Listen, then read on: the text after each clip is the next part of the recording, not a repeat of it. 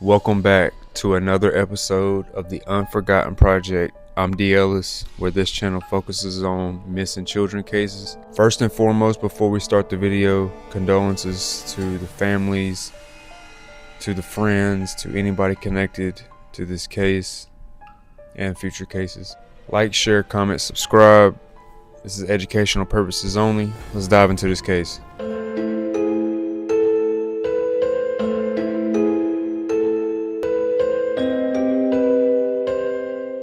Every year, millions of children disappear around the world.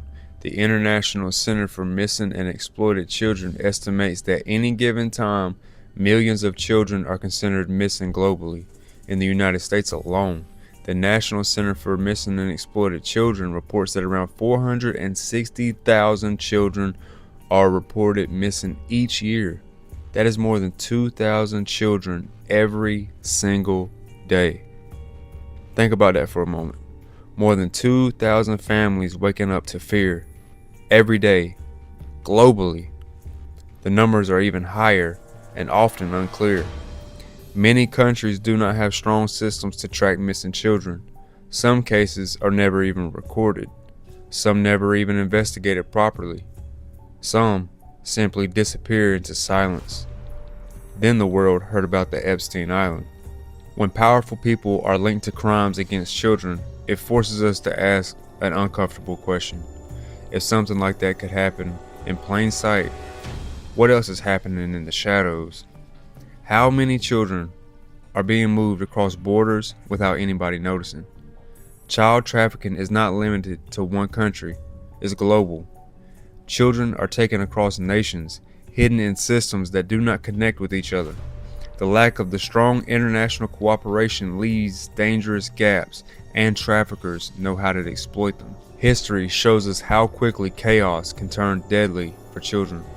When a massive tsunami struck Southeast Asia, thousands of children went missing. The disaster itself was tragic, but that was followed by even something darker. In the confusion, in the broken system, traffickers took advantage. Vulnerable children were abducted, while the world focused on rebuilding.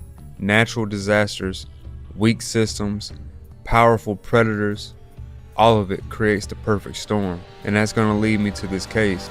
On the night of June 9th, 1995, 9-year-old Morgan Nick left her home in the Ozark, Arkansas, with her mother, Colleen. They were heading to a Little League baseball game in the nearby town of Alma. It was supposed to be a normal summer night. Friends, laughter, and kids running around under bright field lights. But by the end of that night, everything would change. Around 10:30 p.m., Morgan and her friends asked their parents for permission to leave the stands and catch fireflies. At first, Colleen said no. It was late, it was dark, but after some hesitation, she agreed. What could happen in just a few minutes? At approximately 10:45 p.m., Morgan was last seen by her friends. She was near her mother's car sitting alone, emptying sand out of her shoes. Her friends were only a few dozen feet away doing the same thing. It seemed harmless, simple, ordinary. But then something unsettling happened. Morgan's friends later said they saw a creepy man talking to her while she was putting her shoes back on. Shortly after the game ended, the children would return to the stands. But Morgan didn't. Her friends told Colleen that Morgan should be by the car. When Colleen walked over there expecting to see her daughter waiting there, the space was empty. Morgan Nick was gone. No screams, no struggles, no witnesses who saw her leave. Just silence. How does a child disappear in a crowded place? Who was this man that her friends were describing? And what really happened between 10:45 p.m. and that moment her mother reached that car? Morgan was never seen or heard from again, and the summer night in Alma, Arkansas has never been the same. When a child disappears, time stops for the family. It stands still. In 1996, just 1 year after Morgan Nick vanished, her mother, Colleen Nick, made a powerful decision. Instead of giving up, she founded the Morgan Nick Foundation. Her purpose was clear: is to help parents survive the pain of a missing child and prevent other children from disappearing. But behind that strength was a mother still searching for answers, still waiting, still hoping.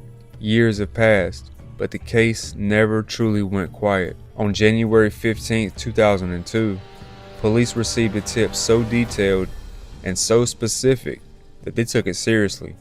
The tip claimed that Morgan may have been buried on a private land in Boonville, Arkansas. Investigators arrived and began digging. A police dog was brought out into the assist. For hours, they searched the property.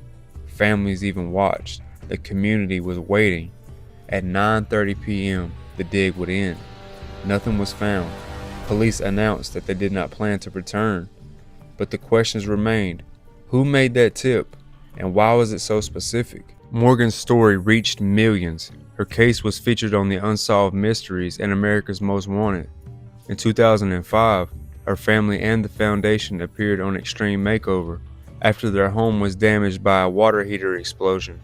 The world saw their strength, but the mystery was still unsolved. Then came another lead. On November 15, 2010, federal investigators searched a vacant house in Spiro, Oklahoma. They were looking for DNA evidence that might prove Morgan had once been there. Again, hope would rise, and again, the public would watch, and nothing would be confirmed. On December 18, 2017, investigators returned to that same house after receiving another tip. This time, cadaver dogs alerted to a well on the property. Officials called it the center of the investigation. For a moment, it felt like a breakthrough. But on the 19th of 2017, the search was called off. No evidence was found. How many tips can lead to nowhere? How many times can hope rise and fall? Morgan Nick has never been found, but her name continues to be spoken. Her foundation continues to protect children, and her case remains open. Someone knows something. The question is, will they ever speak? Time has passed. Years have turned into decades. But the case of Morgan Nick has not been closed. As of 2021, new leads are still coming in. Police confirmed that the tips being investigated at the local, state, and federal levels. That means the case is still active, still moving, still alive, but what are they finding? In November of 2021, investigators publicly named a person of interest, Billy Jack Links. Links had died in prison in 2000, but in 1995, he drove a red pickup truck that had been under suspicion since the very beginning. The Billy Jack Links lead again. Police located a truck that Links owned in 1995. It matched the description of a truck rendering that police put out shortly after Morgan was kidnapped. Why that truck? Why him?